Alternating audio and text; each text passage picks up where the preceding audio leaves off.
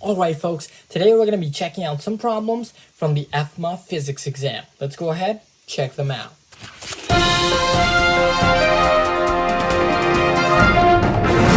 Number 5. So we have the following VT graph. First it goes up, then constant, then all the way down. Okay, so we want to kind of make the AT graph based on this VT graph. So let me just extend this time axis. So what do we have here? Well, this one is going to be our AT graph, and we want to construct it. So what time slots are those? That's going to be 1 second and 1.5 seconds. So that's 3/2. So 1 and 3/2. So from 0 to 1 seconds, what is our slope? Well, this is 2, and this right here looks like it's 4. So let me go ahead and erase this V, make some space for my 4.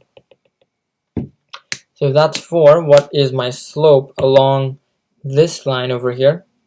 Well, for that line, I'm going to have a slope of what? I'm going to have 0, 2.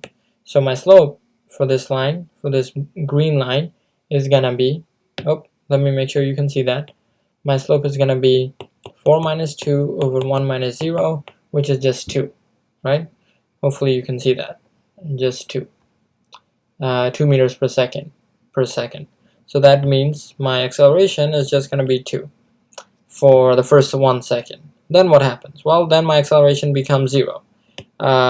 Because, well, you can see my velocity is constant. So that's pretty easy. And from here to here, what do we have? Well, let's try to do that nicely. What points do I know? I know that this point over here must be what? My x coordinate is 2.5 and my y coordinate looks to be 0. Okay, and how about this? Well, this is simply 3/2, 4. And so I can calculate the slope between these two as 0 minus 4 over 2.5 minus 1.5. So that's going to give me -4/1, which is just -4. And that's going to bring me to an acceleration around there. This is not to scale, but you get the point. So -4. -4. So let's see which one of our answer choices matches that. And by the way, this thing ends at about 3 seconds. So let's see which one of our answer choices matches that, and try to fill in the gaps here.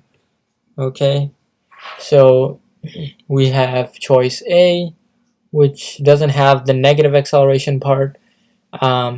Choice B does have the negative acceleration part, and it looks about right. Choice C, for choice B, is our negative acceleration. Okay, so our positive acceleration is for 1 second, that's right.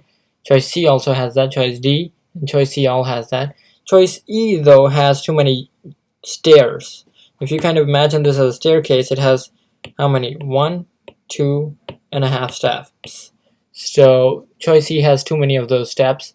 Choice D certainly doesn't have that. And choice C and B are the only ones we have left. So let's examine them closely. Choice B tells us we have half a second of 0 acceleration, and so does choice C. Choice C, though, tells us our negative acceleration has a greater magnitude than our positive one, which is true.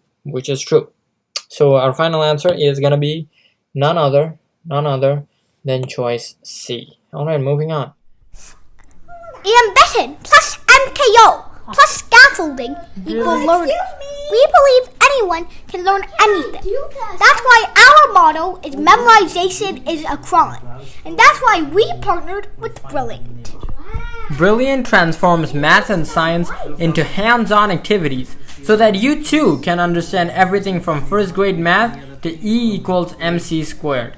Barry Science Lab and Brilliant is your MKO, and will give you the scaffolding to expand your ZPD until you become the next Sir Isaac Newton or Albert Einstein.